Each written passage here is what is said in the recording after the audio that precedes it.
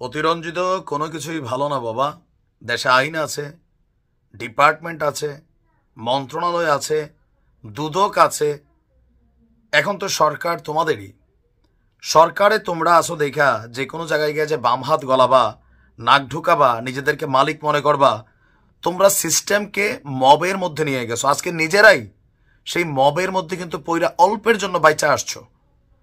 বর্তমান প্রেক্ষাপটে যে কোনো জায়গায় যে কোনো মুহূর্তে একটা দুর্ঘটনা ঘটতে পারে। সুতরাং অতিরঞ্জিত সর্দারি বানা এগুলো বন্ধ করো, এগুলো বাংলাদেশের মানুষ এখন পছন্দ করে না।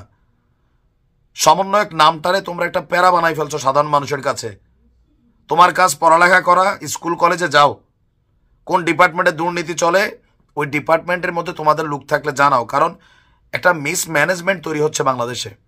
কথা বলছি, গতকালকে রাজশাহীর বারিন্দ মেডিকেল কলেজে গিয়ে শিক্ষার্থীদের তোপের মুখে পড়েছে বৈষম্য বিরোধী ছাত্র আন্দোলনের 4 সমন্বয়ক।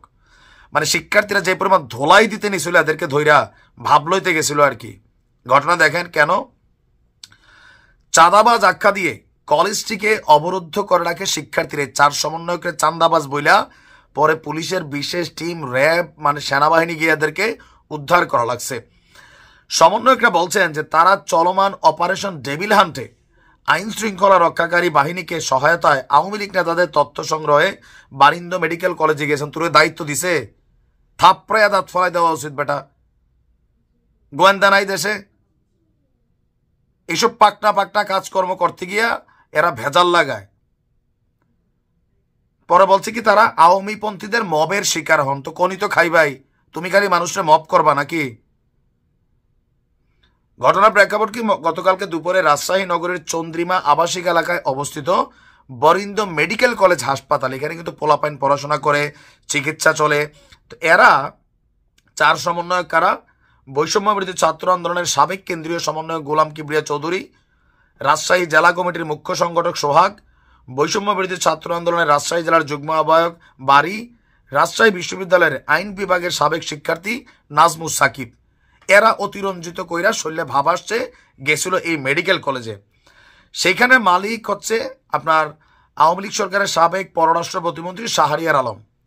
তো এরপর থেকে তিনি আত্মগোপনে আছে, প্রতিষ্ঠানটি পরিচালনা করে তার বাবা। করতেই পারে, সমস্যাটা কোথায়? বারিন্দা মেডিকেল কলেজের অধ্যক্ষ বলছেন সোমবার তারা এসে অফিসের সচিবের সঙ্গে দেখা করেছিল।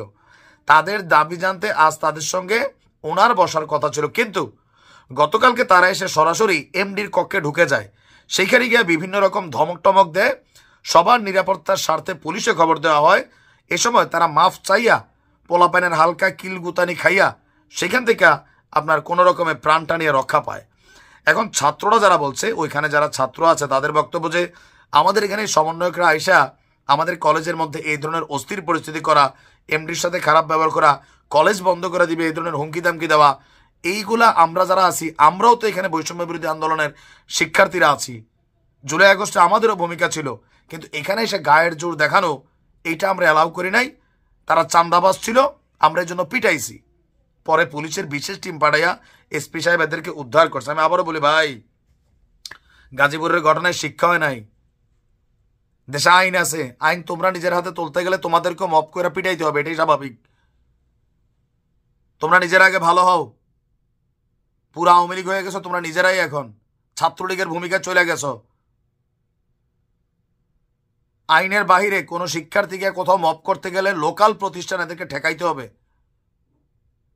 দেশে আইনটারে কোনোভাবে এস্টাবলিশ করা যাচ্ছে না, এদের একটা পুরা ছাত্রলীগ যুবলীগকে পিছিয়ে ফেলে দিচ্ছে অনেকে গিয়া গিয়া, প্রতিষ্ঠানগুলো বন্ধ হয়ে যাচ্ছে। যদি আপনার কাছে মনে হয় কোথাও অপরাধে আত্মগোপনে আছে, আপনি পুলিশে ফোন দেন, সহযোগিতা করেন, তথ্য দেন। আপনারা কি এখানে লাইসেন্স দেয় নাই? দেশটার 12টা বাজায় দিচ্ছে।